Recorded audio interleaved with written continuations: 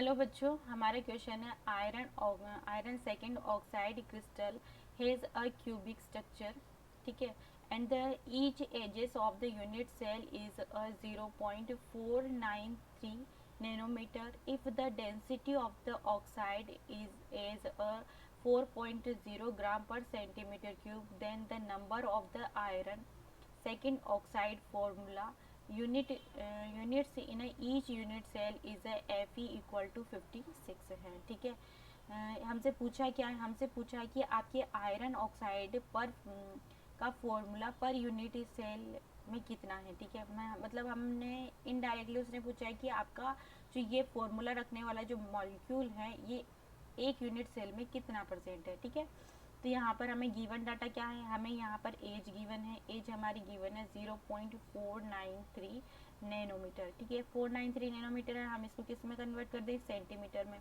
तो ये 0.493 इंटू 10⁻⁻7 ये आपका किस में आएगी, सेंटीमीटर में. ठीक है, दूसरा हमें क्या गिवन है, दूसरा हमें आयरन की डेंसिटी गिवन है. डेंसिटी किसकी गिवन है, ऑक्साइड की डेंसिटी गिवन है. तो डेंसिटी डेंसिटी आपकी कितनी क्या है, डेंसिटी इक्वल टू 4.0 ग्राम पर सेंटीमीटर क्यूब गिवन है.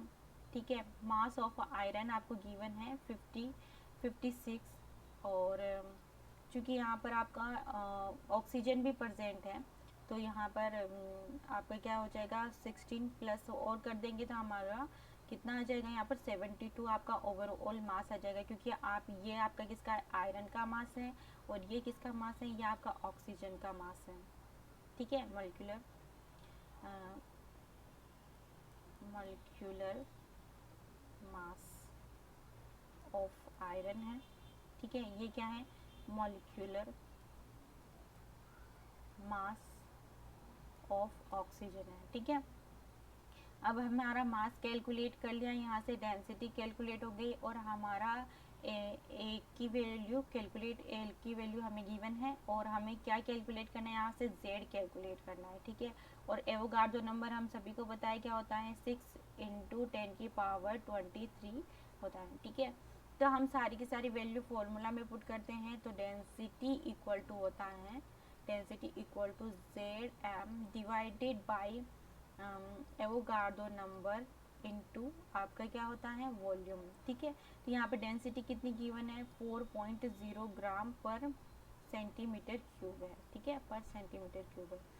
इक्वल टू जेड हमें कैलकुलेट करना है, मास हमने अभी कैलकुलेट किया 72 है, एवोगाड्रो नंबर 6 इंटू 10⁻23 है और हमारा वॉल्यूम क्या है, वॉल्यूम हमारा हो गया 0.493 इंटू 10⁻⁻7 का होल क्यूब. ठीक है, इसका क्यूब लिया है. तो यहाँ से जब हम ओवरऑल कैलकुलेट करेंगे तो हमारे पास में जेड की वैल्यू आ जाएगी, जेड की वैल्यू हमारी कितनी आएगी, 4 आएगी. इस तरीके से हमारा करेक्ट आंसर हो गया 4. Thank you.